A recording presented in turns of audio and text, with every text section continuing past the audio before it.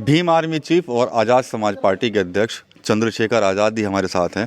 शेखर भाई, कल 5 राज्यों के नतीजे भी आ रहे हैं, तो कितना आश्वस्त हैं? क्योंकि आप लगातार राजस्थान, मध्य प्रदेश, विशेषकर तेलंगाना में भी आप लोग गए, तो क्या लगता है आपको, क्या आपकी जो सोच है उसी हिसाब से नतीजे आ जाएंगे आप लोगों के लिए? देखिए, सिर्फ हमने चुनाव नहीं लड़ा राजस्थान मध्य प्रदेश में जी हमने चुनाव से पहले पिछले 5 साल लगातार मेहनत की है। जी तो जो संगठन बनाया है, जो लोगों की लड़ाई लड़ी है, जी जो लोगों में विश्वास पैदा किया है, जो जुल्म जाति और जो अवसर के साथ खिलवाड़ वहाँ हो रही है, पेपर लीक और तमाम तरह की चीज़ें, जी वो संघर्ष जो है इस बात को ताकत देता है कि इस बार जनता ने RLP-HP गठबंधन पर विश्वास जताया है जी राजस्थान में और मध्य प्रदेश में भी। जिन सीटों पर हम लड़े हैं, जी जहाँ जहाँ मजबूत प्रत्याशी थे, वहाँ भी आज़ाद समाज पार्टी बहुत अच्छे रिजल्ट जो है इस बार देगी। हमारी नई पार्टी है, नया चुनाव चिन्ह है। लोग जो लंबे समय से किसी पर दल के साथ जुड़े हुए, उसको छोड़ना और किसी नए दल के साथ आना ये आसान काम नहीं है। लेकिन जो भीम आर्मी के लोगों ने संघर्ष किया है, विश्वास पैदा किया है, लोगों को एक उम्मीद बनी है, उसका फ़ायदा आज़ाद समाज पार्टी को मिलता नज़र आ रहा है। तो परिणाम अच्छे होंगे। दोनों स्टेट में खाता खुलेगा, दोनों स्टेट में और राजस्थान में तो मुझे पूरा विश्वास है कि सत्ता की चाबी हमारे हाथ में रहेगी। मध्य प्रदेश में सर, चर्चाएं हैं कि जो कमलनाथ जी हैं उन्होंने आप लोग की पार्टी को रिस्पॉन्स भी नहीं दिया कुछ, क्या?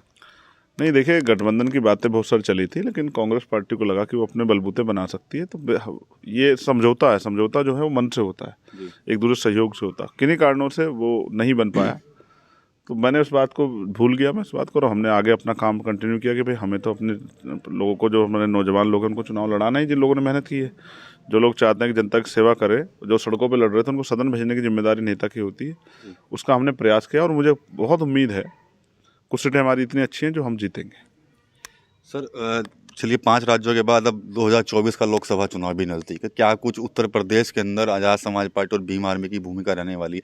आप लोग इंडिया गठबंधन के साथ रहेंगे या फिर जो स्टार्टिंग में आप लोग समाजवादी पार्टी और RLD के साथ रहे थे? देखिए, इसी बीच में चुनाव के दरमियान हमने 3 बड़ी रैलियां की उत्तर प्रदेश में। एक नगीना में, दूसरी फूलपुर आजमगढ़ और तीसरी आगरा में। और अब लगातार उत्तर प्रदेश में यात्राएं, रैलियां, आंदोलन, कैडर की मीटिंग, संगठन की मीटिंग, बूथ की कमेटियों की जानकारी, तो इस तरह की प्रोग्राम जो है लगातार चलते रहेंगे। जैसे अभी हमारा जो है सस्ता अभियान चला है, कल मेरे जन्मदिन के अवसर पर उत्तर प्रदेश के हमारे नेताओं ने आज और कल 2 दिन का वो स्टॉल लगा के विधानसभा स्तर पे सस्ता अभियान जो है वो शुरू कराया है। और ये सस्ता अभियान अभी हम लंबा चलाने वाले हैं जनवरी तक।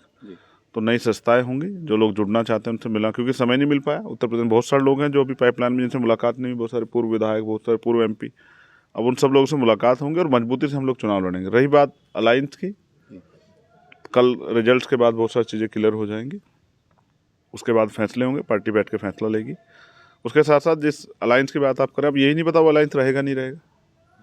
इस अलायंस की आप बात करें, इंडिया अलायंस की, तो अभी तो उनमें आपस में इतने गुट हो गए हैं, इतने मतभेद हैं और तमाम तरह की चीज़ें आ रही हैं। तो मुझे नहीं लगता कि अभी बहुत सारी चीज़ें कहना उन पर कुछ अकलमंदी होगी। अब जो देखो, समय देखो कि वो अलायंस कितना चलता है, कौन कौन उसमें साथ रहता है, कौन बाहर चला जाता है।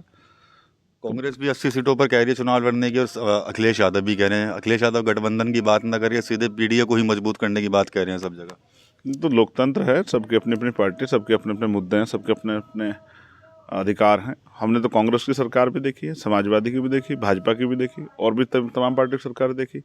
अगर बहुत सारे अच्छे काम हुए तो हमें अपना दल बना के लड़ाई क्यों लड़नी पड़ती? तो इसलिए मैं आपसे कहूँगा, हर पार्टी अपने, उनके अगर जिनके 80 सीटों पर दावे हैं, उन पर 80 सीटों पर अच्छे प्रत्याशी होंगे तो वो दावा कर रहे हैं। जिनका जो दूसरा कोई अलायंस के साथ वो करना चाहते हैं, वो अपने दावे कर रहे हैं। आज़ाद समाज पार्टी पे भी 80 टिकट हैं, तो वो भी अपनी अपनी पार्टी की रणनीति के हिसाब से जिन सीटों पर लड़ाना है, कहाँ लड़ाना है, सब पे लड़ाना है, ये फैसला पार्टी अपनी गाइडलाइन के आधार पे लेगी। और इसके फैसले जो हैं हम लोग दिसंबर में ही करने वाले हैं। दिसंबर में पार्टी कोर कमेटी की मीटिंग होगी, जो डिस्कशन होगा उसको ज़मीन पे हम लोग, मैं कार्यकर्ता के रूप में मेहनत करके उसको आगे बढ़ाएंगे। शेखर भाई, बसपा ने भी अपना स्टैंड क्लियर कर दिया कि हम गठबंधन नहीं जाएंगे, अकेले चुनाव लड़ेंगे। क्या लगता है, क्योंकि कांग्रेस ने तो कह दिया कि सीधे भाजपा को फायदा पहुंचाने के लिए बहन जी ने कदम उठाया है?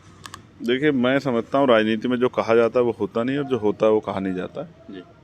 मैं अभी इस बारे में नहीं कहूँगा कि अकेले लड़ेंगे कुछ, हमारे यहाँ फैसले पार्टी के हैं, वो उनकी पार्टी के मुखिया, उन्होंने अपना फैसला ले लिया। हमारे यहाँ कोई मुखिया नहीं है जी।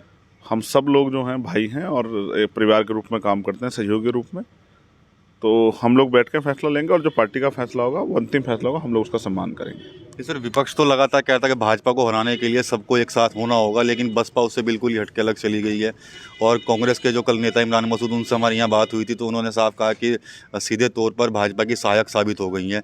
जो मिशन मूवमेंट था उससे भी भटक गई हैं और दलितों को लेकर जो उनको काम करना था वो भी नहीं कर पा रही हैं।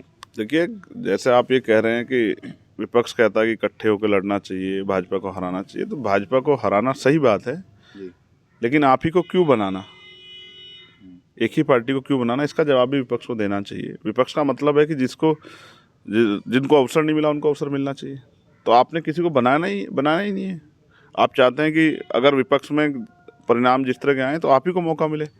तो सवाल ये है कि अगर भाजपा को हराना है तो बड़ा दिल भी दिखाना पड़ेगा। तो कांग्रेस का चरित्र नहीं जानते हैं। जिस बात को कांग्रेस के वरिष्ठ नेता आप कह रहे हैं, अच्छी बात है वो कह रहे हैं, लेकिन उनके नीचे जब सरकारें रही हैं तो उन्होंने उन पर कितना अमल किया, इसका जवाब भी उनको देना पड़ेगा। तो इसलिए मैं आपसे ये कहूँगा कि सब पार्टी की अपनी अपनी पॉलिसी है, सब पार्टी के अपने इशूज है। हम अगर किसी के साथ भी कोई भी अलायंस करेंगे तो वो हमारे मुद्दों पर आधारित अलायंस होगा, पद प्रतिष्ठा नहीं, मुद्दों पे। जब हम सरकार उस दल में, उस अलायंस में इस हैसियत में होंगे कि अपने लोगों की बात को उठा सकते होंगे, अपने लोगों की समस्या का हल कर सकते हैं, तो उस अलायंस का फायदा है। बाकी तो अपनी लड़ाई सब लोग लड़ ही रहे हैं, सब अपने दल को मजबूत करना चाहते हैं, सब आगे बढ़ना चाहते हैं। अब काशीराम साहब गए, किसी का वजूद बनाने के लिए अपना वजूद ख़त्म करना, ये सबसे बड़ी राजनीतिक गलती होती है। तो राजनीतिक वजूद बने भाजपा के खिलाफ जो लोग लड़ रहे हैं उनका, लेकिन उसमें सब लोगों की इतनी हिस्सेदारी हो कि सब अपने जो हितों की रक्षा उनको कर पाए। क्योंकि जिनको मुद्दा नहीं समझा गया, वो जिनको हम बुनियादी मुद्दे समझे, तो सरकार ने जिनको मुद्दा समझा नहीं है, जिनकी सरकार रही है सरकार के चरित्र के हिसाब से, तो उनको भी तो हमें उठाना है। तो हम अपने कंधे बिठा किसी को सवारी नहीं कराएंगे। अब हम अपने बलबूते अपने लोगों को इकट्ठा करके अपनी ताकत बनाएंगे, और जिसको भी किसी को रोकने और उसकी इच्छा है वो फिर हिस्सेदारी के साथ जो बात करेगा उस पर हम चर्चा करेंगे। एक सवाल और पूछना चाहूँगा आपसे। स्वामी प्रसाद मौर्य हैं, जब वो भाजपा में थे तब तो वो पूरी सनातन की बात करते, लेकिन अब की कुछ दिनों से लगातार वो सनातन को लेकर और हिंदू धर्म को लेकर कई तरह के बयान दे रहे हैं, जिसका लगातार विरोध भी हो रहा है। देखिए, ये उनका व्यक्तिगत बयान है। मैं समझता हूँ कि भारतीय संविधान धार्मिक आज़ादी देता है सभी धर्मों को, सभी धर्मों का सम्मान होना चाहिए, आप उससे सहमत हो या ना हो। तो बाकी कुछ चीज़ें तार्किक हैं, कुछ वैज्ञानिक दृष्टिकोण है, उन पे सबका अपना अपना वो है। और स्वामी प्रसाद मौर्य जी बड़े नेता हैं, मैं तो बीएसपी के समय से उनको जानता हूँ। एक बड़ा कद था बीएसपी में उनका, और बहुत लंबे समय उन्होंने काम किया। और जिस मिशन मूवमेंट को बाबा साहब मान्यवर काशीराम साहब की जो मिशन मूवमेंट है, ज्योतिबा फूले साहब, उसमें बहुत अच्छे नेता थे और मैं उनका आज भी सम्मान करता हूँ। विषय ये है कि क्यों क्या है, ये इस पर वो मुझसे ज़्यादा बेहतर बता सकते हैं। और वो किसी बात को कह रहे हैं तो बहुत तथ्य के साथ कह रहे हैं। अगर कुछ गलत कह रहे होते तो शायद अभी तक मुकदमा हो गया होता। ठीक है सर। अगर सरकार मुकदमा भी नहीं कर रही है और सरकार इस बात पे हाय हुल्ला भी कर रही है, तो इसका मतलब सरकार खुद चाहती है कि इस पर चर्चा होती रहे। क्या पता उनका राजनीतिक एजेंडा सेट हो रहा हो। अगर स्वामी प्रसाद मौर्य कुछ गलत बोल रहे हैं तो सरकार उन पर कार्रवाई कर सकती है, ये कानून है। और अगर वो नहीं कार्रवाई कर रहे बस हल्ला वो भी मचा रहे हैं, तो इसका मतलब क्या तो वो सच जानते हैं, या फिर वो चाहते हैं कि हल्ला गुल्ला मचता रहे और वो जिस वोट को कंसोलिडेट करना चाहते हैं धर्म के नाम पे, वो कंसोलिडेट होता रहे। जबकि सच ये है कि बहुत सारे लोग चुनावी हिंदू के रूप में बहुत लंबे समय से यूज हो रहे हैं। चुनाव के बाद यही सरकारें उनके खाल खींचती हैं, और ऐसा हमने उत्तर प्रदेश में भी, मध्य प्रदेश, राजस्थान में सब जगह देखा। तो लोगों को धर्म के आधार से अलग हटके, धर्म आपका व्यक्तिगत, आपका व्यक्तिगत है, मेरा व्यक्तिगत है, सब लोगों का व्यक्तिगत है। कोई किसी तरह माने, पूजा अर्चना कर किसी को माने, लोग पत्थर को भी पूजते हैं, लोग माँ बाप को भी नहीं पूजते। तो इसका मेरा कहने का मतलब एक है कि धर्म को राजनीति से दूर रखना चाहिए, ये बहुत ज़रूरी है, जिससे बुनियादी मुद्दे पीछे ना जाएं। इसलिए मैं धर्म की राजनीति में नहीं जाता, हाथ जोड़ कर उससे दूर रहता हूँ और मुद्दों की राजनीति करता हूँ। 69,000 शिक्षक भर्ती का मामला, जिसको कल सदन में बोला गया, मैं भी गया था। वो बच्चे दलित पिछड़े वर्ग हैं, खूब पीटे जाते हैं, खूब उनके साथ मारपीट होती है। वो सारे दफ्तरों में जा रहे हैं। भाजपा में भी पिछड़े वर्ग के नेता, दलित वर्ग के, जिनकी सरकार है, और वो सरकार सामाजिक न्याय की बात भी करती है, सबके साथ सबके विकास की बात भी करती है। वो सरकार क्यों लूट मचाई कर रही है, इसका जवाब भी उत्तर प्रदेश के मुख्यमंत्री को देना चाहिए। जब उन्होंने पिछली बार 2022 से पहले 6800 नियुक्तियाँ रिलीज कराई थी, तो अब उन बच्चों को नियुक्तियाँ क्यों नहीं दे रहे हैं, उनको क्यों पीट रहे हैं।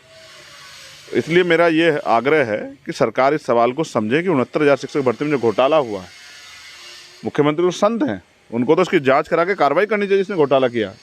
जांच ना करके उन बच्चों के नियुक्ति पत्र रोक के वो अच्छा नहीं कर रहे। इसका परिणाम जो है 2024 के विधानसभा लोकसभा चुनाव में उत्तर प्रदेश के दलित पिछड़े वर्ग के लोग भी सूर समेत वापस लेंगे।